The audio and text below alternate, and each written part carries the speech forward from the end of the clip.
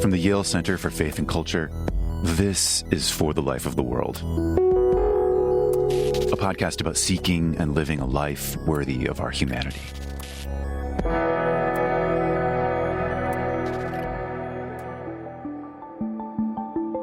The idea that competitive and goalless striving to increase one's power is the final good does very important work in Nietzsche's philosophy.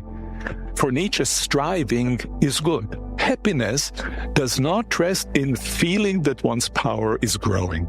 The consequence, however, that embracing striving for superiority have for Nietzsche's relationship to the world are momentous. In the modern world, individuals are, as Nietzsche puts it, crossed everywhere with infinity, and therefore condemned to ceaseless striving. By this he means there's no determinate goal. Like swift-footed Achilles in the parable of Zeno of Iliad, infinity impedes them. He cannot overtake the tortoise. The will to power aims at surpassing the level reached at any given time, and that goal can never be reached. You're always equally behind. Striving for superiority so as to enhance power does not just elevate some, the stronger ones. If the difference in power between parties is increased, the weak become weaker in socially significant sense, even if their power has objectively increased. Successful striving for superiority inferiorizes.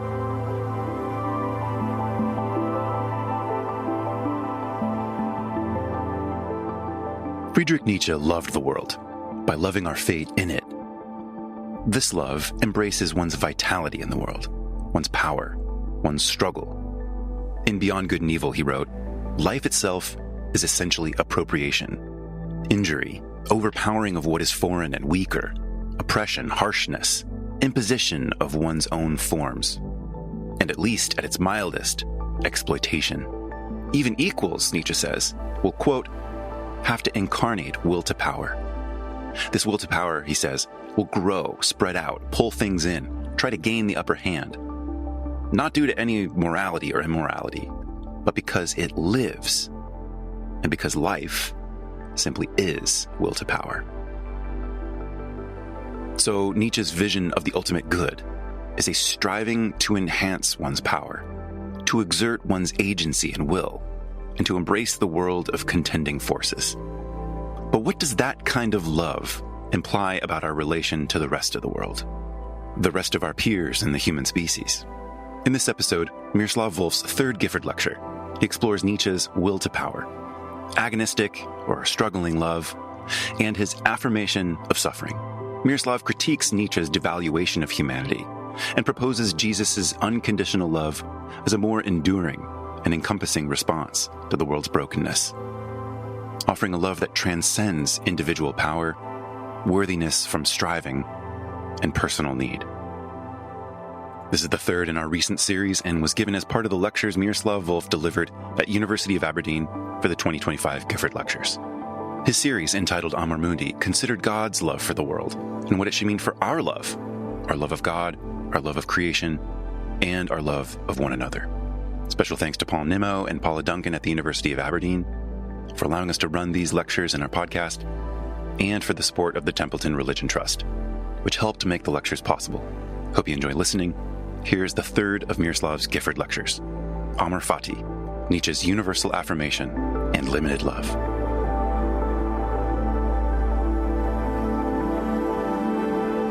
Ladies and gentlemen, friends, some of you who know my work will know that I am a great fan of Nietzsche. Those of you who know me personally know that I have read Nietzsche's work for years, every evening for devotions. I'm serious.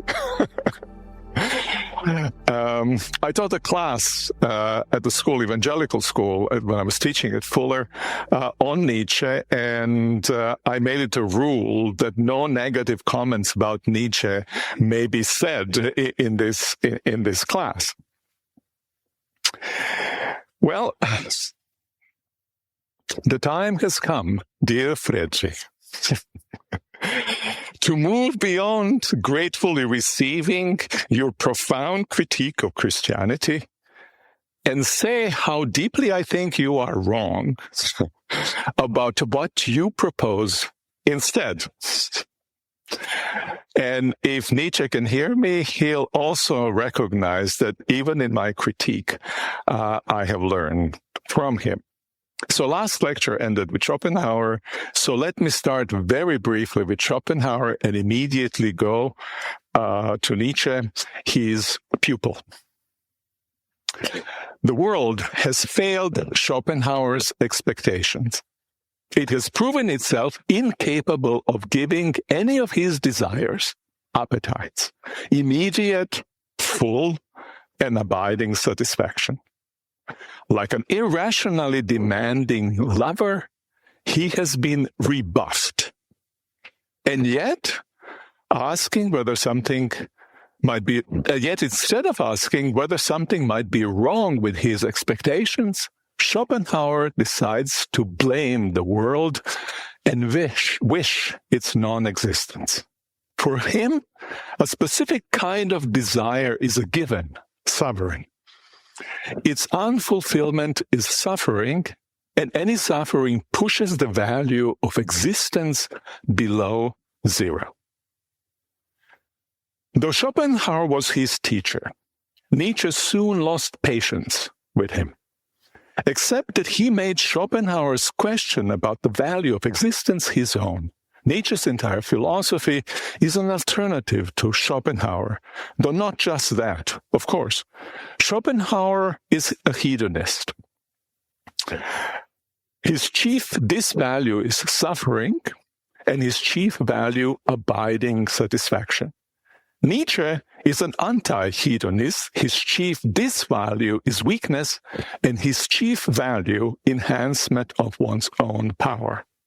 Schopenhauer's odium mundi, hatred of the world, to that Nietzsche responded with amor mundi, love of faith. We ought to love the entirety of what is, past, present, and future, the massive weight of suffering in the world notwithstanding. Unlike Schopenhauer and Nietzsche, we often mix and match, and we do so even with our chief values, guiding values. Even those of us who embrace hedonistic ideal of satisfaction can find ourselves resonating with Nietzsche's vision of great striving and growing power.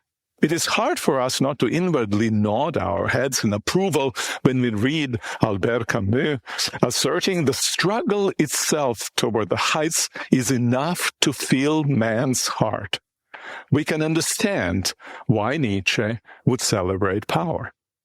We may more worry, however, about his signature idea, his love of what is, what was, and what is to come.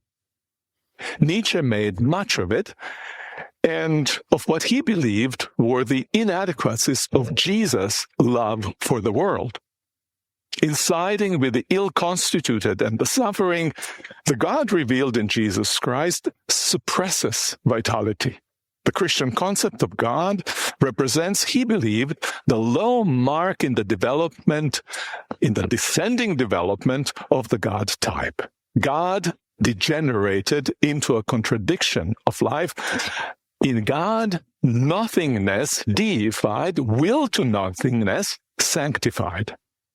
In this lecture, I will argue that both Nietzsche's chief value, enhancement of power, and his signature idea, amor fati, systematically undermine any love that is worthy of that name.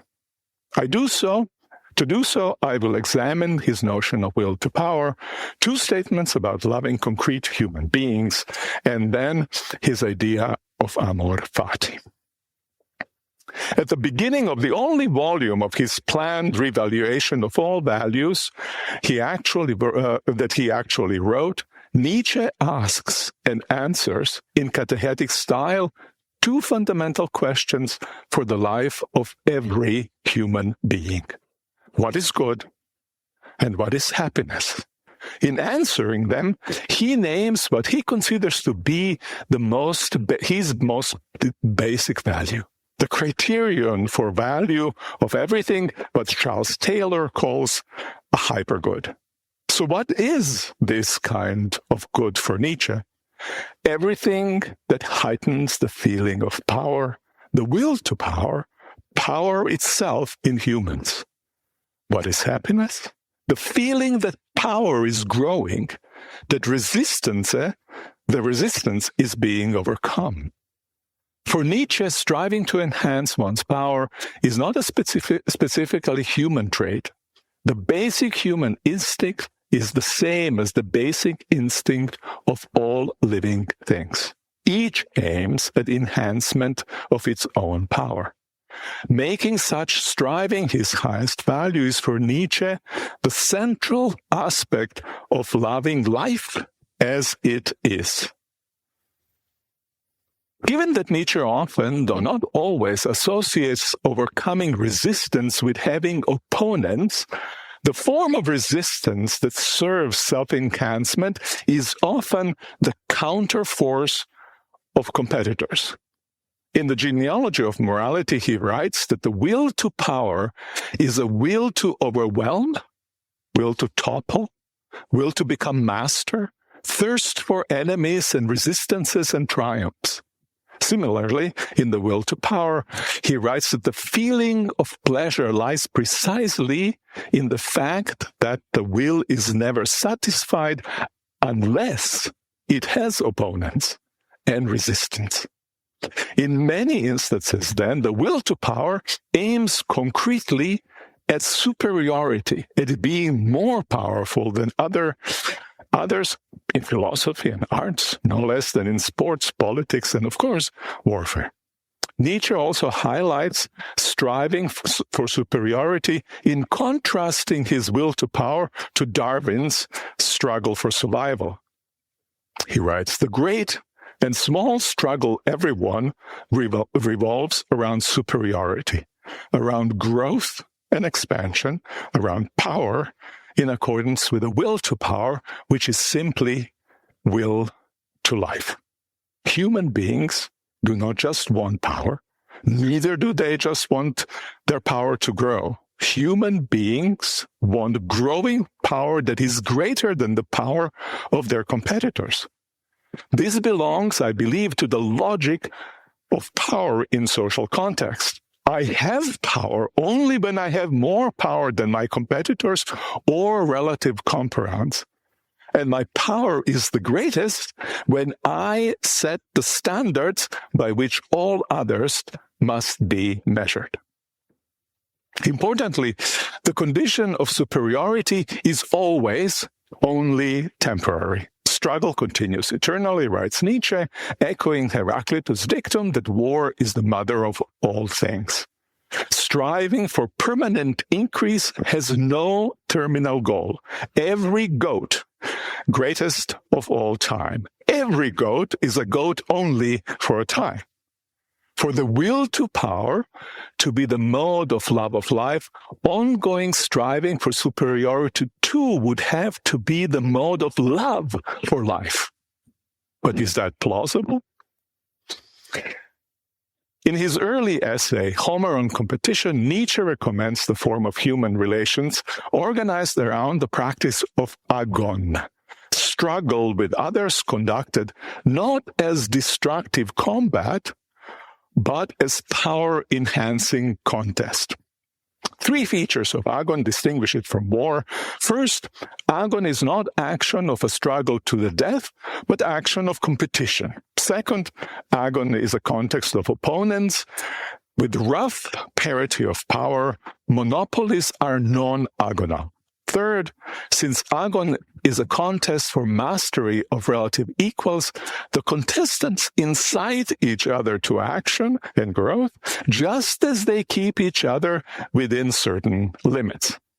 But the line between life-enhancing agon and life-destroying violence turns out to be difficult to maintain.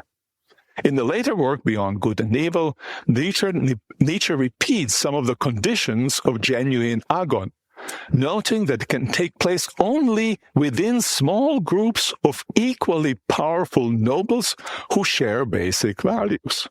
He immediately qualifies the condition. If we were to make equality and prohibition against violence basic principle of society as a whole, we would promote, he writes, the will to denial of life, the principle of disintegration and decline. Here's how he explains this position. Life itself is essentially, am I okay? Oh, okay. Life itself is essentially appropriation, injury, overpowering of what is foreign and weaker, oppression, harshness, imposition of one's own form, incorporation, and at least at its mildest, exploitation. Even those bodies within which individuals treat each other as equal must do to other bodies everything that the individual within it refrain from doing to each other. The social body will have to incarnate the will to power, will to grow, will to spread, pull things in to try to gain upper hand. And why? Not due to some morality or immorality, but because it lives, and because life simply is will to power. Now, in Homer and Competition, the value of the image, in Homer and Competition, the image of raging tiger with wanton cruelty in its terrible eyes stood for the violence Nietzsche sought to overcome with the help of agon. After having introduced his signature idea of the will to power, the constraints on violence that agon was meant to introduce had lost some of their force. These constraints, he explains, can in certain crude sense become good manners between individuals if conditions allow, and the conditions do not apply at all to relationships between groups. The idea that competitive and goalless striving to increase one's power is the final good does very important work in Nietzsche's philosophy. It allows him to place the meaning-giving goal of life into life itself and deny it a position outside of life where Platonism and Christianity, religion more generally, had placed it. This is where Schopenhauer too had placed the meaning-giving goal, as he considered striving that never came to full and lasting satisfaction, both an argument against existence and means, as you might recall, if you've been here day before yesterday, and means of achieving nothingness. In contrast to Schopenhauer, for Nietzsche, striving is good. Happiness does not rest in feeling that one's power is growing. The consequence, however, that embracing striving for superiority have for Nietzsche's relationship to the world are momentous. First, in the modern world, individuals are, as Nietzsche puts it, crossed everywhere with infinity, and therefore condemned to ceaseless striving. By this he means there's no determinate goal. Like swift-footed Achilles in the parable of Zeno of Iliad, infinity impedes him. He cannot overtake the tortoise. The will to power aims at surpassing the level reached at any given time, and that goal can never be reached. You're always equally behind. Second, striving for superiority so as to enhance power does not just elevate some, the stronger ones. If the difference in power between parties is increased, the weak become weaker in socially significant sense, even if their power has objectively increased. Successful striving for superiority inferiorizes. This too tracks with a feature of modernity, its logic of increase. Nietzsche's power, agon, more power, is analogous to money, capital, more money. Without placing agon in a sturdily moral and legal frame, as the wise seek to do with economic competition, its effect will be the general inferiorization of people. Finally, the inferiorization that the will to power generates would be less troubling were it not that Nietzsche does not recognize any intrinsic values. As a consequence, competitor and everything else that offers resistance are likely to become mere means for the enhancement of power. Perhaps at the highest level of competition, one can point, at some point, Nietzsche writes about competition between three or few more geniuses. Competitors can, under those circumstances, perhaps avoid treating each other as mere means. When it comes to those he believed to be inferior or slave type of humans, he praises the idea that they are means to make possible superior types of human. With the will to power as his chief goal, Nietzsche might not have so much rescued life from Christian and Platonic nihilism as devalued not just most competitors, but also most of their accomplishments, as I will argue in the last lecture. Everyone is a disposable means to feeding the growth of individuals' vitality. Nietzsche's philosophy is not philosophy of life, but the philosophy of vitality, which enhances the power of some, but degrades most. Agonism implies ascribing positive value to suffering. Schopenhauer, a hedonist, objects to the claim of Jewish and Christian traditions that life without suffering is possible. Nietzsche, an anti-hedonist, objects to the biblical claim that life without suffering is desirable. Commenting on Genesis 2 and 3 in The Will to Power, he writes, God created man happy, idle, innocent, and immortal. Our actual life is a false, decayed, sinful existence, an existence of punishment. Suffering, struggle, work, death are considered as objections to and question marks against life, as something that ought not to last, for which one requires cure, and has such cure. From the time of Adam until now, man has been in an abnormal state. God himself has sacrificed his son for the guilt of Adam in order to put an end to this abnormal state. The natural character of life is a curse. Christ gives back the state of normalcy to him who believes in him, makes him happy, idle, and innocent. The whole struggling, battling, actual existence full of splendor and darkness, only a bad, false existence. The task is to be redeemed from it. Nietzsche's concern with Genesis 2 to 3 is that it distorts most basic character of human beings.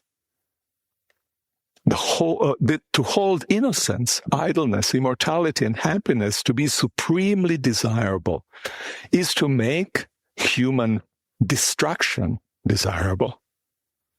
The criticism is powerful, I think, if we fail to distinguish sufficiently between two forms of the world, this present form of the world and the form of the world to come. Those of you who were here at the first lecture will remember that I tried to introduce this distinction between world as such and different forms of the world. So now this world and the world to come are those different forms of the world as distinct from the world as such.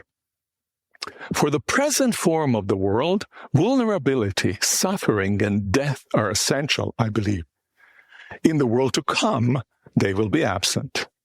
Building on David Kelsey's work, I want to suggest that we should not place the two forms of the world on the same scale of value, one imperfect and the other perfect.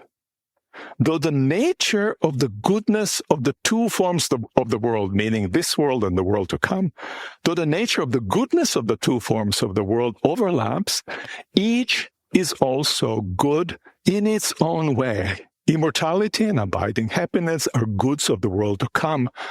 Vulnerability, suffering, and death are goods of the present world, though they are goods that make possible some of the worst evils. It is a false choice either to reject all suffering, as Schopenhauer does, or to embrace it all, however severe, as Nietzsche does. I realize that what I've just said is pretty controversial, so I will expect few questions about it.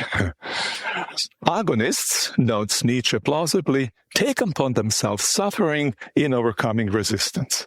They also inflict it upon their opponents. In The Joyful Science, Nietzsche brings together these two sides of our relation to suffering. He contrasts heroic individuals with weaklings who, in the prospect of pain, hear a command to take in the sails. There are human beings who hear exact opposite command when the great pain is approaching, who are never prouder, more warlike, and happier than when facing down the storm that blows in. Indeed, pain itself gives them their greatest moments. These are heroic human beings. But then, in the middle of the sentence, he shifts from enduring suffering to inflicting suffering. These heroic human beings, Nietzsche continues, are the great pain bringers of humanity. Those few of rare types who deserve precisely the same apology as pain in general. And truly, it should not be denied them. They are species-preserving and species-promoting forces of the first order. For Nietzsche, one such hero was Napoleon Bonaparte, whose military expeditions left about 6 million dead and many more wounded. To most of them, he brought only woe, which served no positive purpose. Nietzsche had no better comfort for such sufferers than to tell them that their death and pain help heroic individuals to do their species-promoting work. Once again, Nietzsche affirms vitality at the expense of concrete human beings. A shift from will to power to Amor, Mundi. Slow shift, transition. After 10 years of solitude, Nietzsche has his Zarathustra coming down from the mountain to begin his mission to humanity. On the way, he meets an old saint and tells him, "I love humans." The saint responds by explaining why he has chosen to live in the desert. "I love God. Man, I love not. Man is for me too imperfect a thing. Love of man would kill me." Zarathustra seems like takes a step back and responds, "I bring man a gift." Love, it seems, just is bringing his gift, certainly a nobler act than the saint's flight from imperfect humans into love for God. But what kind of love is Zarathustra's gift giving? Zarathustra had retreated to the mountaintop in part to flee from contemptible humanity. Why then is he coming down? "Behold, I am weary of my wisdom. Like a bee that has gathered too much honey, I need hands outstretched to receive it. Humans are repulsive, but they might be redeemable. What he loves in human beings is not who they actually are, but the fact that they are made to be a transition, bridge to the Übermensch. Zarathustra brings his wisdom, but is disheartened to find no hands to receive it. The multitude will have none of it.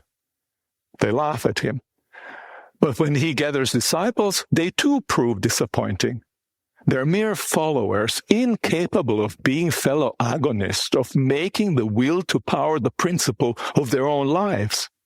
Finding no one worthy of his love, he returns to the mountaintop full of contempt.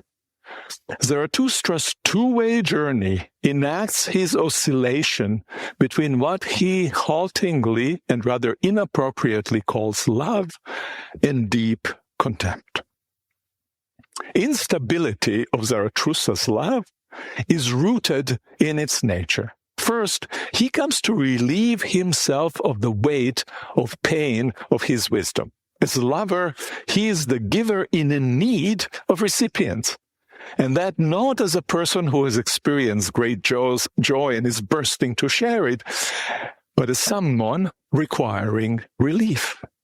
Love here is epithumia. Only now it is not seeking to fill a void, but to alleviate pain.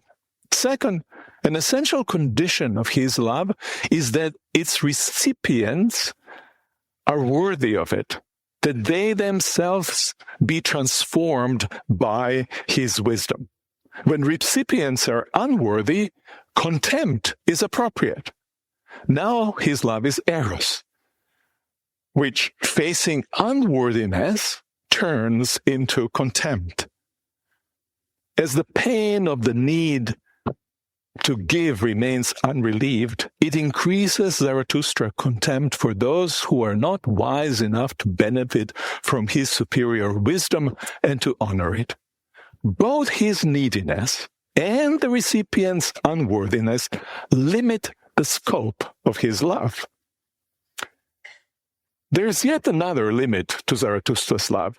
Let's assume for a moment that he found fellow agonists ready to embrace his vision of the good.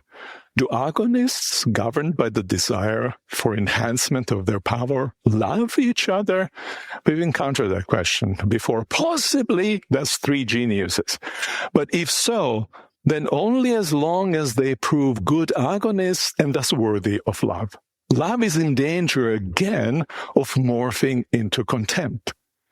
Since the will to power is essentially insatiable, the worthiness of the fellow agonists is always a moving target. While agon brings about enhancement of power and therefore also worthiness, it simultaneously devalues, inferiorizes whatever has been overcome, as I've noted earlier. What counted as worthy prior to enhancement becomes unworthy after it.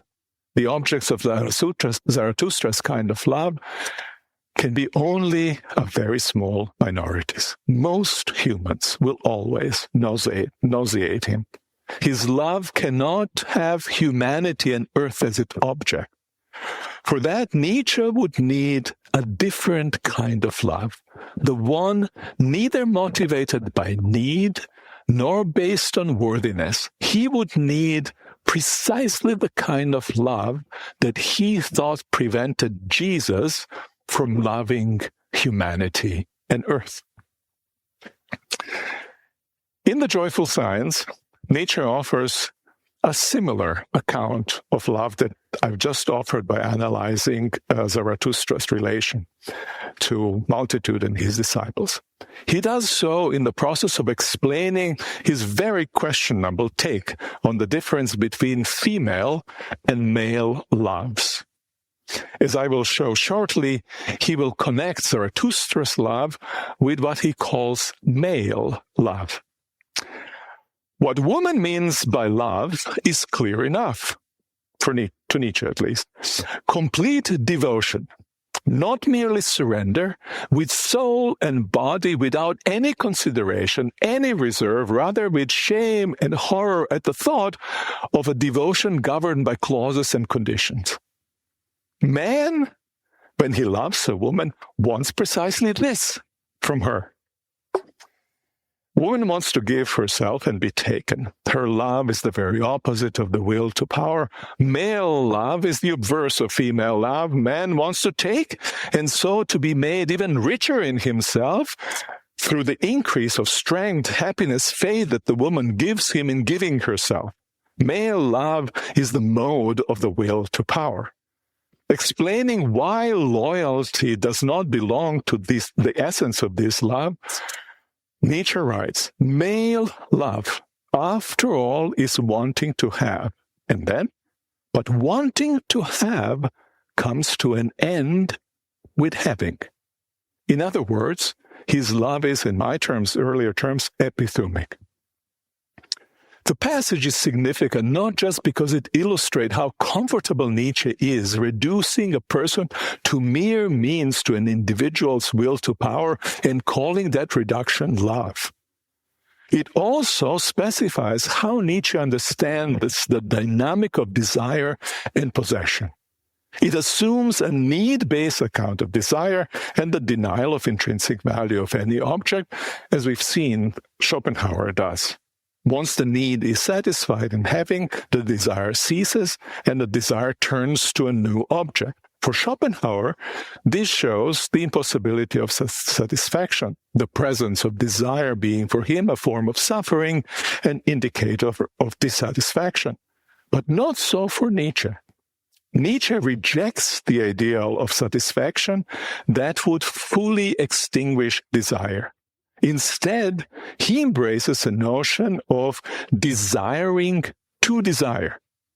In Ecce Homo, Zarathustra is deemed the highest form of all beings, in part because he has the soul which, having being, dives into becoming.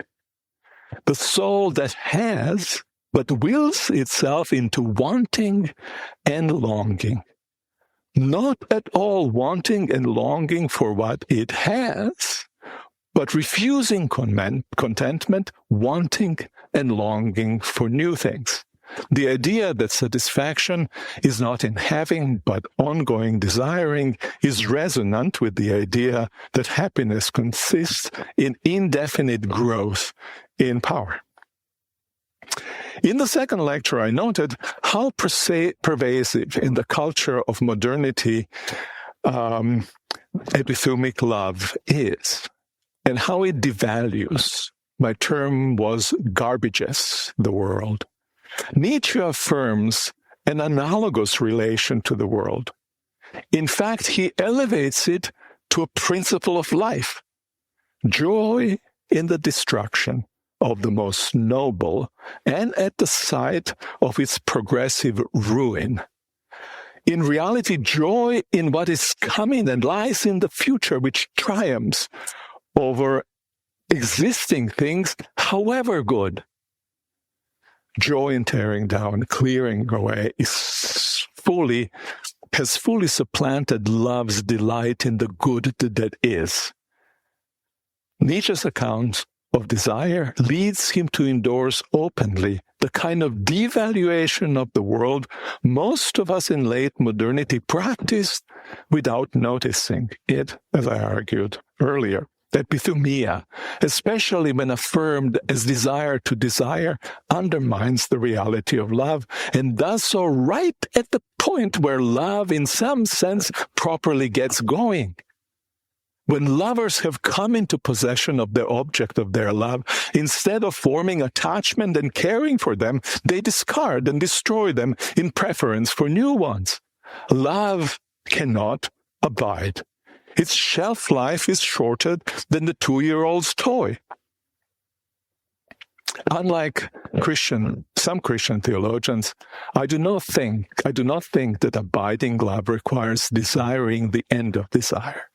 Perhaps in some possession of the object of love in a temporal eternity. To the contrary, As I see it, the end of time would be the end of anything we imagine as human love. Another controversial statement, but there it is. I take Nietzsche to be right that desiring this kind of release from time implies radical alienation from the world, its rejection. But what makes love for the world also impossible are two related claims that are central for Nietzsche: that the will to power is insatiable, and that love ceases with having. The two together imply endless striving for an unending stream of new conquest, new achievements, new things. As a result, love can only flicker. It moves from place to place because it cannot live, because it can live only between places. If it took an abode, it would die. As I have noted at the end of the previous lecture, a better way of thinking about the relation between desire and possession is available. We can actually long also for what we have. And unless we do, we will never genuinely love the world or anything that is in it. But what about Nietzsche's great yes to life, his love of fate? At the beginning of Book 4 of The Joyful Science, a book that ends with Zarathustra, overrich with wisdom, descending from the mountain to bring it to the world, Nietzsche expresses a Goodyear wish. I want to learn more and more to see the necessity of all things as beautiful, and then I will be one of those who makes things beautiful. Amor fati. Let that be my love from now on.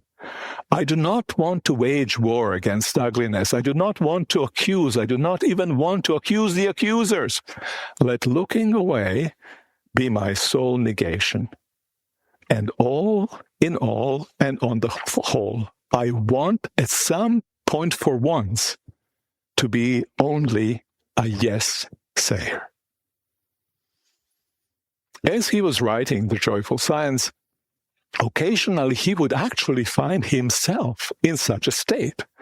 In a letter to his friend Overbeck, he writes, I am in a mood of fatalistic surrender to God. I call it amor fati. So much so that I would rush into a lion's jaws. As we saw in the passage quoted, he aspired to amor fati not as an occasional mood, but as an enduring state. Now, like most New Year's wishes, Nietzsche's was never fulfilled. He never became only a yes-sayer. Not so much, it seems, because he was incapable of it, though for that reason as well, but because he came to believe that the aspiration formulated in so general a way was itself, in an important sense, mistaken. No saying is essential to the will to power and to his whole project.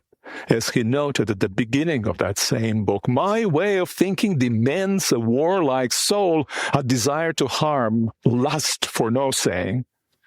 Later he described the tension between yes and no evident in these quotes as a psychological problem with Zarathustra type.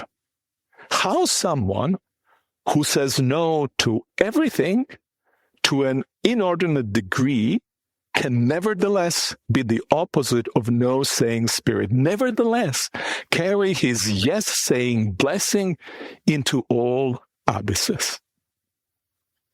To see how Nietzsche's no's and yeses relate, we need to distinguish between our relation to the world as a whole and our relations to people, things, and events within it. Many robust no's, along with joyful yeses, are appropriate for things within the whole. The unconditional yes without any no should be said to the whole, a yes saying which encompasses literally everything. all glories and horrors alike, and everything in between. The world as it is, without subtraction, exception, and selection. This is Nietzsche's affirmation of life. Applied more narrowly to one's own life, it means to say yes to it as a whole and desire it exactly as it was, as it is, and as it is to become. All of its smaller no's and yeses included. Now, this kind of unconditional affirmation of life is the content of what Zarathustra calls his abysmal thought. He's referring to the idea of eternal recurrence of all things. At the end of that very same book of The Joyful Science, book 4, which started with a New Year's wish, Nietzsche announces for the first time eternal recurrence. Here's how it goes. This life, as you live it now and have lived it, you will have to live once more and countless times more. And there will be nothing new in it. Rather, every pain and every joy, every thought and every sigh will return innumerable times. How would you respond if that were true? He says, if a demon would fluster that into your ears. Here. He invites his readers to experience the weight of the recurring life and world, not so much as the highest burden, but as the highest joy. To crave nothing more than just such a world.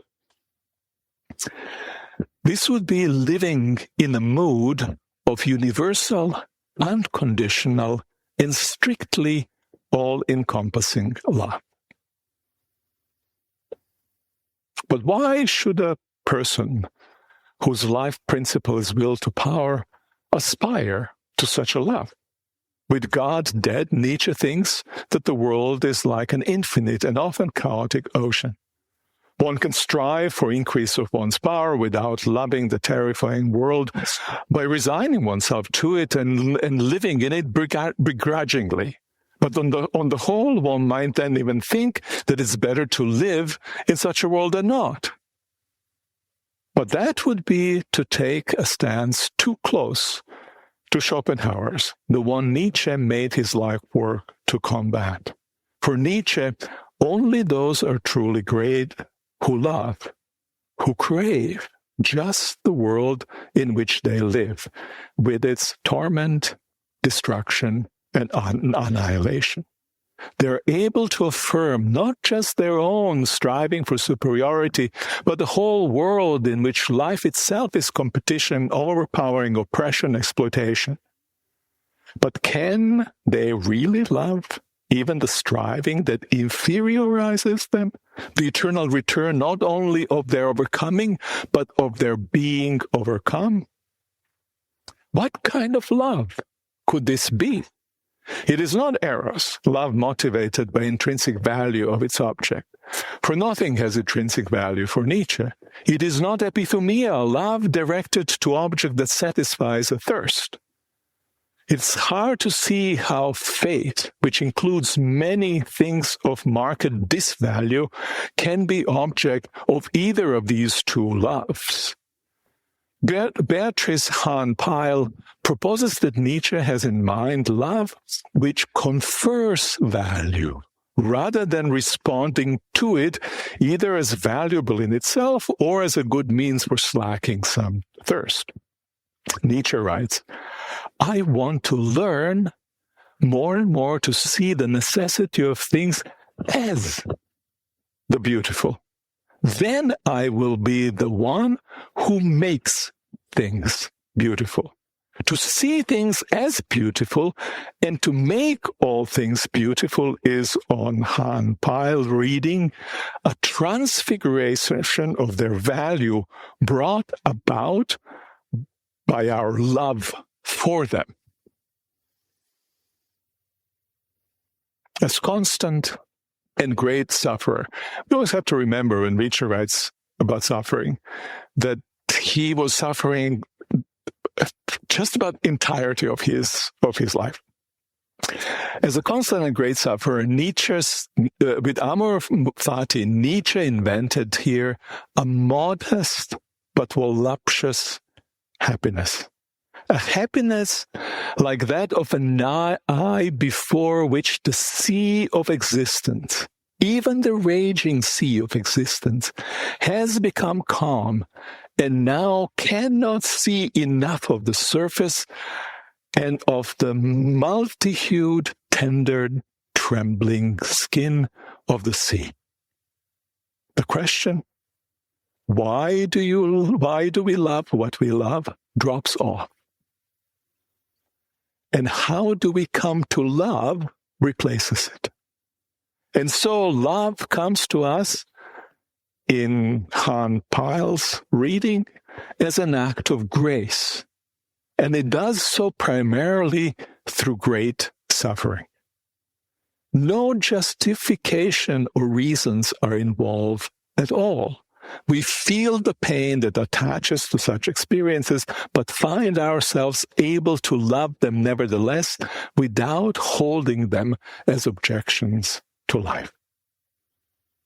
If indeed this is what Nietzsche is after, it would take a great deal of unmotivated trust to achieve such love. And even if we were to love the world with this kind of love, would it not rest on perceptual and existential illusion? Seeing something as beautiful, which makes things beautiful. We see as beautiful what we at the same time know to be hideous. Nietzsche has no way to resolve this attitudinal existential tension. As I will note shortly, Martin Luther and Hannah Arendt actually do. When discussing his abysmal thought, Nietzsche has Zarathustra say more than once, nausea, nausea, nausea, woe unto me. He imagines a snake crawling into Zarathustra's mouth to illustrate the feeling. But what triggers Zarathustra's powerful loathing? It cannot be the destructiveness and cruelty in the nature and history or awareness of the ghastly absurdity of existence. These are just unalterable features of the world. Amor Fati should have taken care of them. Here's the cause of his nausea. Alas, man recurs eternally. Small man recurs eternally. Naked, I had once seen both the greatest man and the smallest man, all too small to each other. Even the greatest, all too human, all too small, the greatest. That was my disgust with man, and the eternal recurrence even of the smallest. That was my disgust with all existence. Alas, nausea, nausea, nausea. The smallness of humans, their weakness. They're all too human and nauseate Zarathustra. As a reference to nakedness of the greatest and the smallest human indicates, Zarathustra is disgusted not just with the rabble, but with the human more broadly, comprehensively. And the main way Zarathustra overcomes nausea is through isolation in the highest height, a solution not entirely different from that of the old world-hating saint whom Zarathustra meets on his back down the mountain, the one who had retreated into desert because the love of man would kill him. But isolation does not help, because it confirms Zarathustra's inability to affirm life fully when he is in the proximity of the weak. It only lays bare his failure to say eternal yes to all things. At the end of his active life, Nietzsche notes that disgust at humans is his greatest danger, and in fact embraces isolation as the path to redemption from disgust. his love fails to encompass the great majority of actually living human beings. So what are we to make of Nietzsche's project? In striving for superiority in his affirmation of life and in his love of faith, Nietzsche is largely a despiser of life in its concreteness, albeit one with no otherworldly hopes. The will to power is an attempt to rescue life from Christian nihilism and from Schopenhauer's disappointed hedonism, but it generates too much contempt to count as love at all. When it comes to the scope of worldly love, and its quality too, Jesus, I believe, has a distinct advantage over Zarathustra.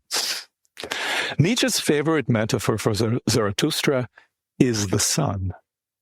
From the sun, I learned this. When it goes down over rich, it pours gold into the sea out of its inexhaustible riches, so that even the poorest fishermen still rows with golden oars. It's amazing. This is some of the best of Nietzsche's prose. And if you read The Joyful Science, you'll get pages of it. It's incredible, I think. That's why I love the guy. The image is beautiful and illustrates well the superabundance Zarathustra feels.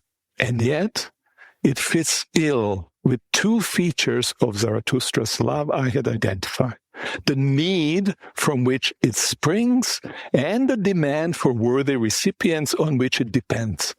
Combination of epithumia and eros. Even though Zarathustra imagines the sun could not be happy without those for whom it shines, the sun, in fact, has no need to bestow its gift of light and warmth. It gains nothing from imparting its gifts, certainly not relief. And unlike Zarathustra's gifts, the gifts of the sun bestows manifestly do not require worthy recipients. The poor fisherman does not need to make himself worthy for the sun to turn the oars in his callous hands into gold. The sun's love is all-encompassing and unconditional. Now, Jesus, too, uses the image of the sun to illustrate his core teaching about love. God makes his sun to rise on the evil and the good alike. Jesus' love is beyond the distinction between good and evil, beyond the difference between worthiness and unworthiness.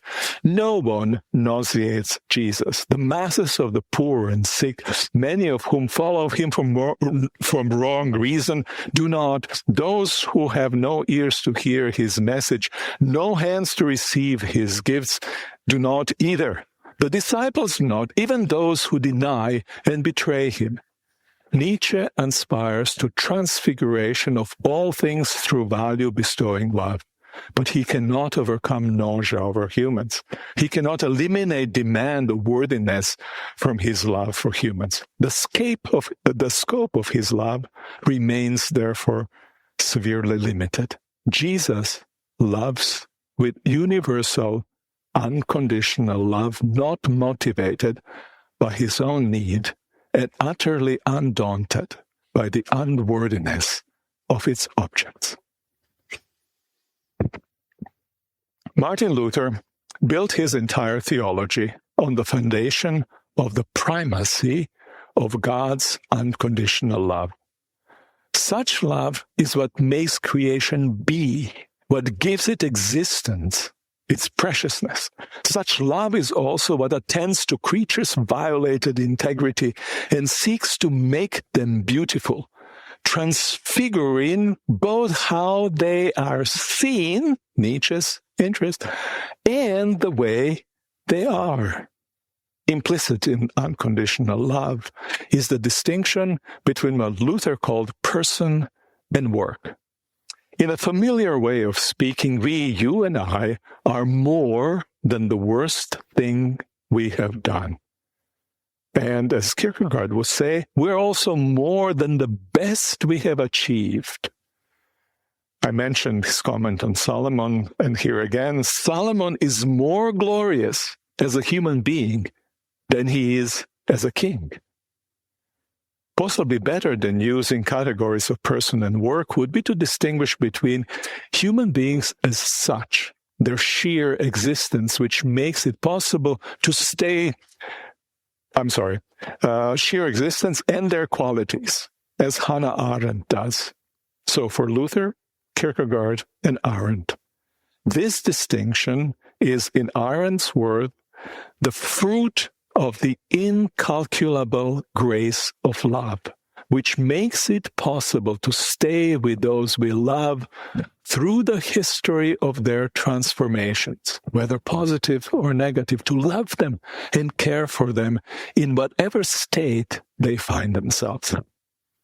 Theologically, the distinction is rooted in God's presuppositionless and unconditional love for creatures, love that is insuppressibly alive, irrespective of the value or disvalue of creatures' capacities and achievements.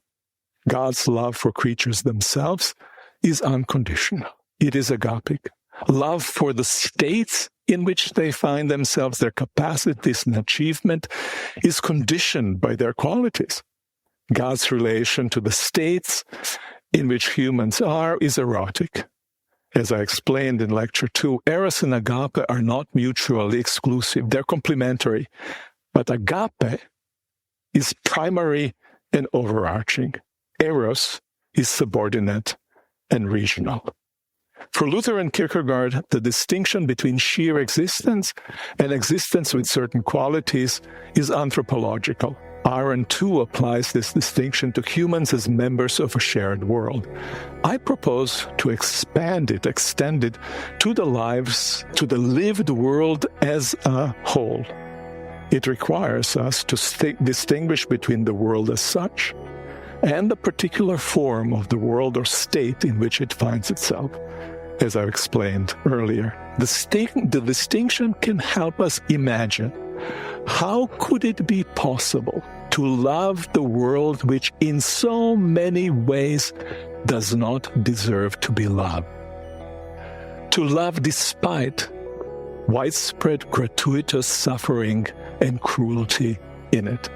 We might then even come to love the world in certain sense because of such stubborn suffering and cruelty, as I will argue in my next lecture. Thank you very much.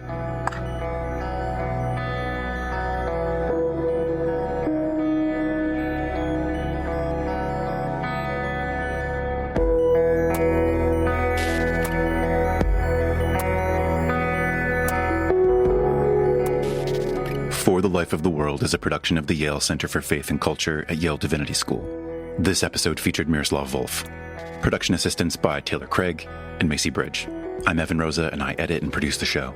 For more information, visit us online at faith.yale.edu, where you can find past episodes, articles, books, and other educational resources that help people envision and pursue lives worthy of our humanity. If you're a new listener, remember to hit subscribe in your favorite podcast app so you don't miss the next episode. And if you're a loyal supporter, we would love for you to share this episode. Send an email, post it on social media, or even better, tell a group of your buddies, have them all listen, and then have a lively discussion. As always, thanks for listening, friends, and we'll be back with more soon.